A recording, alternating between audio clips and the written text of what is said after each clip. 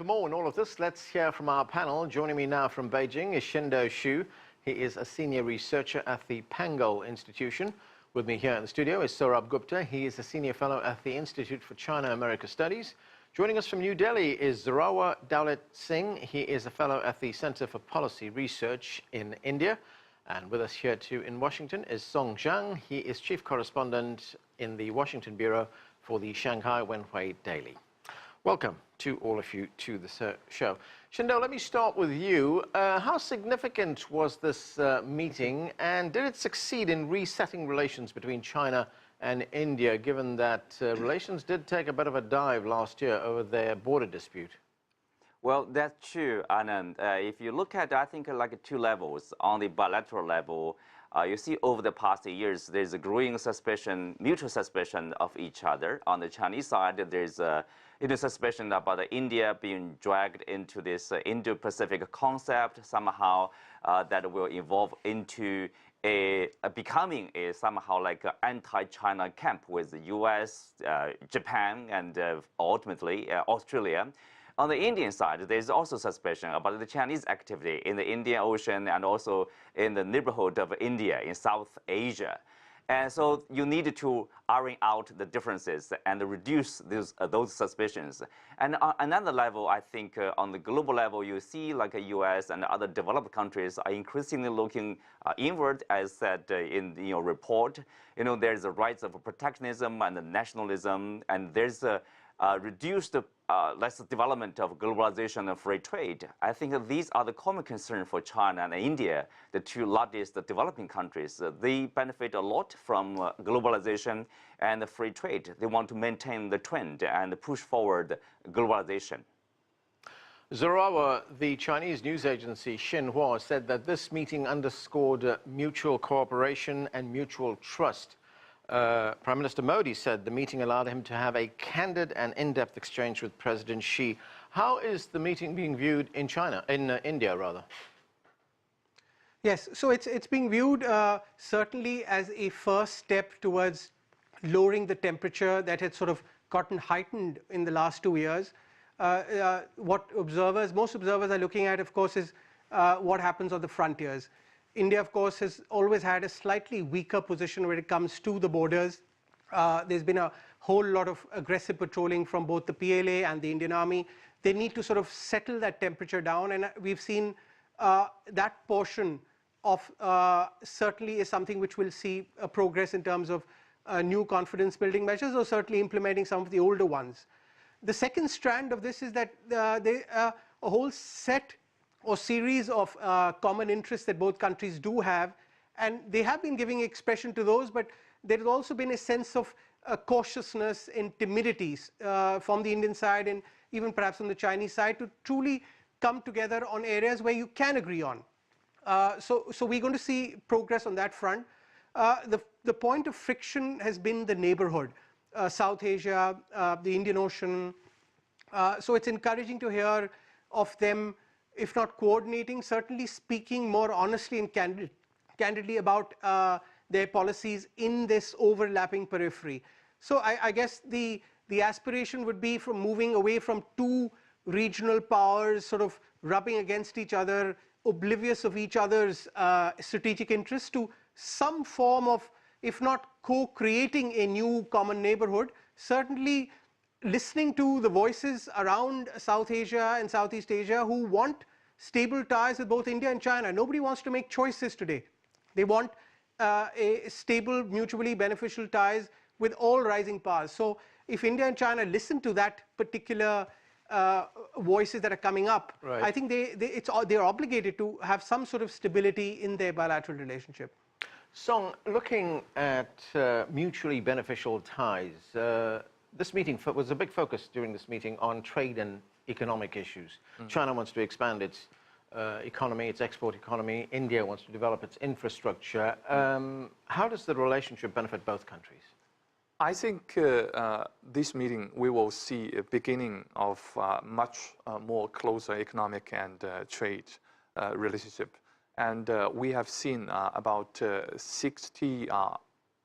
88 billion US dollar trade volume in the last year, and in the first quarter of this year, it's about 15 to 20% more. I think in the future, there will be a lot of potential for the two countries to develop. I think India, from one angle, they are not openly accepting this OBOR initiative from China, but they are open to accept a lot of investment from Chinese side or from AIIB.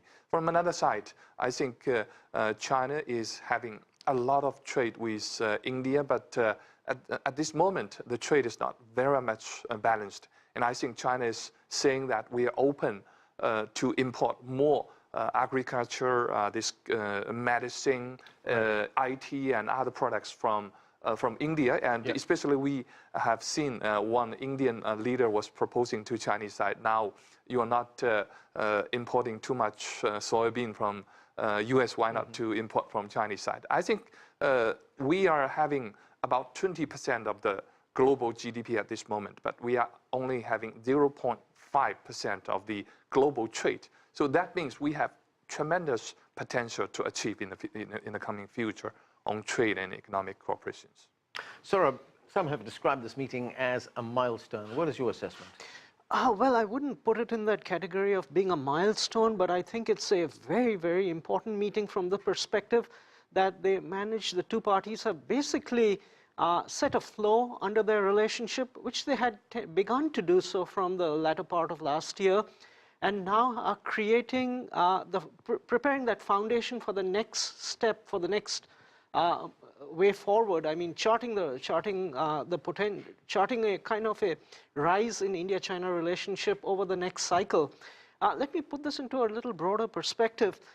We've had a cycle of deterioration from, say, it was a decade back, from about 2005 to 2009. They put a floor beneath. Again, they had during the early part of the 2000s, I mean, of the 2010s, the relationship was humming along very, very well. It went down again over the last, I would say, 3 years, not just last year. And again, they've been able to set the floor. Every time they set the floor, they set it at a higher level than what it was previously. So this relationship is moving upwards. And the most important thing coming out of this meeting, I would say, is this. Both parties kind of assured each other that, yes, we have differences and some fundamentally important differences, but the differences in China-India relations remain within China-India relations. It is not for third parties to benefit from that, and that India and China will solve those problems over a period of time. What happens in India-China relations stays within India-China relations. Shindo, both these countries have supported globalization. President Xi said China and India are both important engines for global growth, and we are central pillars for promoting a multipolar and globalized world. Does the India-China relationship take on even more significance now, given that Donald Trump's been talking about America first, about an inward-looking America, and at a time when there is a trade dispute between China and the United States?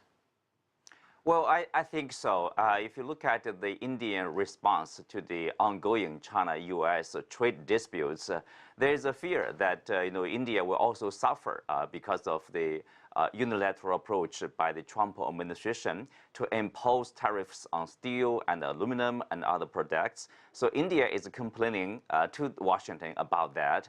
And also you can see China and India, they joined other 6 countries against the possible action taken by the European Union side to basically take a careful look at whether there is a dump of steels from other countries, including China, including India. They're mostly targeting at India, but other countries like Chile, South Korea, China, India, they all joined the group against such a possible action, so-called safeguard measures over there. Because people in India and China, they do see this as another like a protectionist measures to be taken by another very important economic body here in the world. So that will contribute somehow to this trend, to this tide of anti-globalization or protectionism.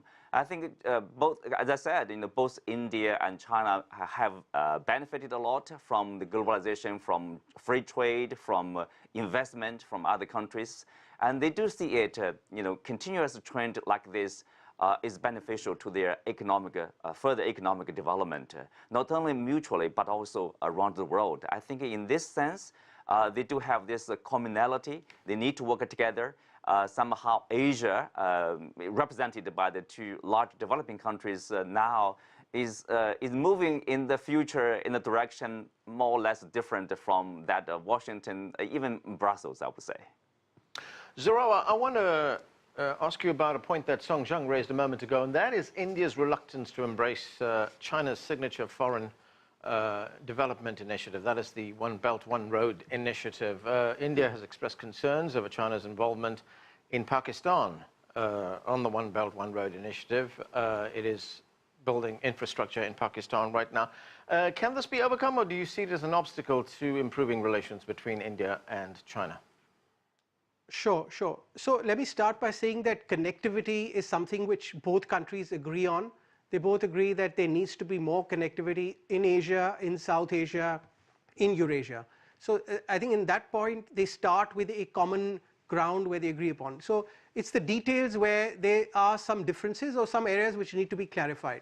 So as far as the China-Pakistan economic corridor, I think the Indian position is fairly clear. It is a question of sovereignty. So let's put that aside and deal with other aspects of China's connectivity projects and ideas as it relates to South Asia. I think there we might possibly find opportunities for, let's say, what Japan-China is looking at, a case-by-case cooperation, because certainly if there are going to be big infrastructure projects in the Indian subcontinent and the periphery, Indian companies can very well participate in that. You have the BCIM, which is the Bangladesh, China, India, Myanmar corridor. This is also a connectivity corridor from southwest China into northeast India, coming into the Bay of Bengal. Now that actually predates the BRI as a grand theme, but since it's now been included in that, that's something which the Indian side would like to sort of carry forward and look at some of the details. So we're going to see. Let me give you another example. I think there are discussions where they might be looking to cooperate in a project in Afghanistan, for example. Now, Afghanistan also is at some level going to be part of both India's connectivity visions and China. So you're seeing this, both sides straddling their connectivity projects indirectly. I think what the Indian side has not reached that position yet is to formally endorse the BRI. So I think that will require a little more persuasion from the Chinese side to get that kind of symbolic legitimacy. But in terms of practical cooperation, I think we're certainly in a position now after this particular meeting between the two leaders to find common ground and also establish some of the norms and the rules of the road for the types of projects that we want in this part of the region. So you've heard of some projects where, and I think that even the Chinese side is also concerned, where you don't want to pour money down into projects which become unsustainable. Indian side too doesn't want that for some of the smaller neighbors who might not have the capacity to bear these kinds of projects. So there are forms to actually cooperate on the principles that should form the bedrock of connectivity. And once those principles have found common ground, I think both sides can actually do joint ventures. There's no reason why India cannot cooperate with China in Nepal, in Sri Lanka, in Bangladesh, in Myanmar, on a whole range of projects. I want to follow Go ahead. Mr. Singh. And I think after this summit, the kind of announcement from the two governments did not mention OBOR, which means they still have some differences on this issue. But I think China is now realizing it's difficult for them to expect Indian government to officially announce to join this OBOR. But I think China is now focusing more like realistic kind of case-by-case cooperation with India, especially China is proposing OBOR to be cooperating with domestic and regional initiative, regional kind of projects from Indian side. I think that is more realistic. But Song, as China and India try to build better relations, do you think it's going to affect China's relationship with Pakistan in any way? I think yes and no. Yes means, anti-terrorism is a very important issue from Indian side. And they especially want China to support its effort to fight against terrorism in Kashmir and other areas. But China is now slowly coming to support on specific cases, which may affect its cooperation with Pakistan. But overall, I think generally Pakistan is much more needing China's support. China is also much more interested to work together with Pakistan because of their relationship with America is getting worse. Okay, we've got to take a break right now. Much more on the China-India relationship when we come back. Stay with us. You're watching The Heat.